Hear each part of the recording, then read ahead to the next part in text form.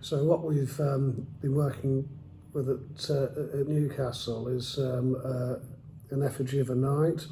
He's made of sandstone.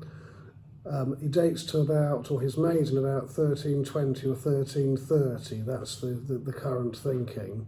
We can date him by the style of the armour.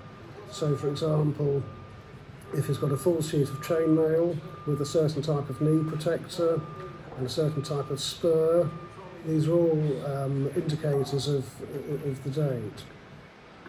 He would almost certainly have been completely painted when he was first made, and sometimes where we have surviving contracts and accounts of effigies being commissioned, the painting can almost cost more than the carving. These knight effigies often look very different when they were first made to how we see them today. We're hopeful that when we clean him we may find a few hints of medieval colour.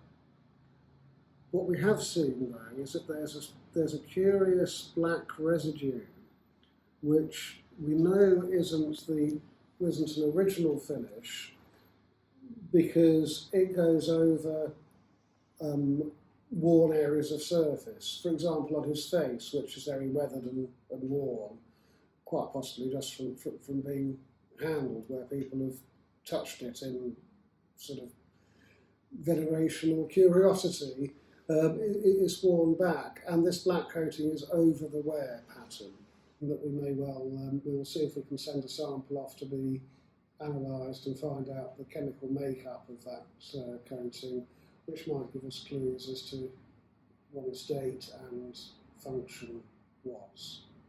Effigies are quite often, or are usually carved with what I would call an integral slab. They were often made to sit on top of like a chest tomb, with the body typically buried in a vault below the floor rather than necessarily in the tomb chest. Underneath the effigy is a sort of almost like a flat piece of stone, typically with like a chamfered edge, and that's what we've got here. And something which I only saw for the first time today in the raking light as we took him out was that there are little flowers carved in low relief, and you can just about see the remains of two of them close to where the shield and the little figure of the angel holding the shield are. In between those two two flowers, and these probably went all the way around the edge and would have been brightly painted when he was first made.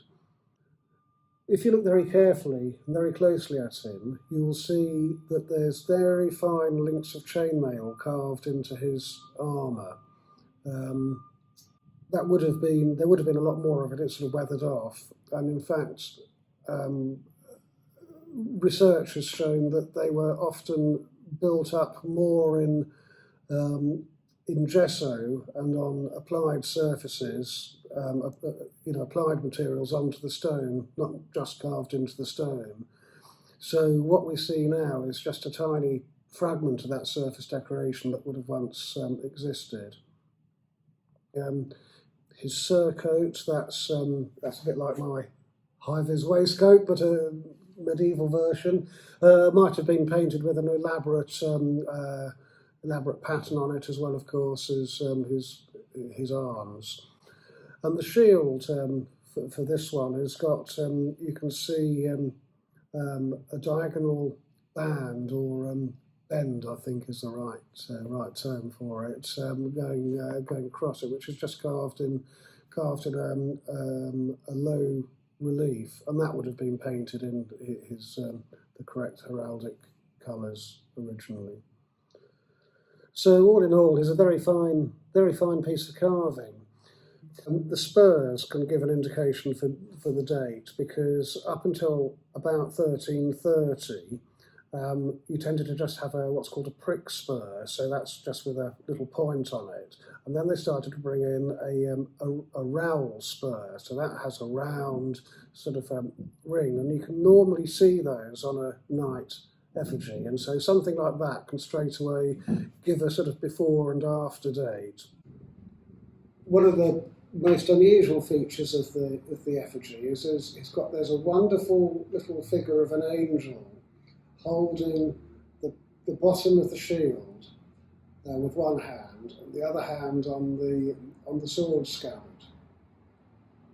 It's not unusual to find angels accompanying an effigy, either of a knight or a lady or a priest, but to find an angel there really is it is an unusual feature.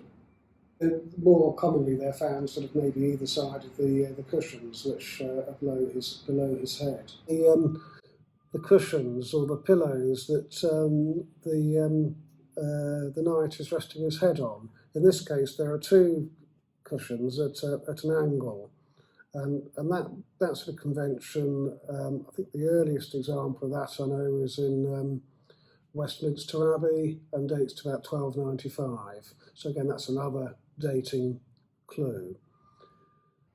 Another interesting feature is the lion footrest, the lion that he rests his feet on. Lions in themselves are quite commonly associated with military effigies, but they often don't actually look very much like lions. They might almost look more like a lamb or a dog. But what we have to remember is that the medieval sculptors quite possibly hadn't seen a real lion. They were working from other images and from pictures on manuscripts and in books, which in themselves might not have been might have come from verbal descriptions rather than sort of direct copies.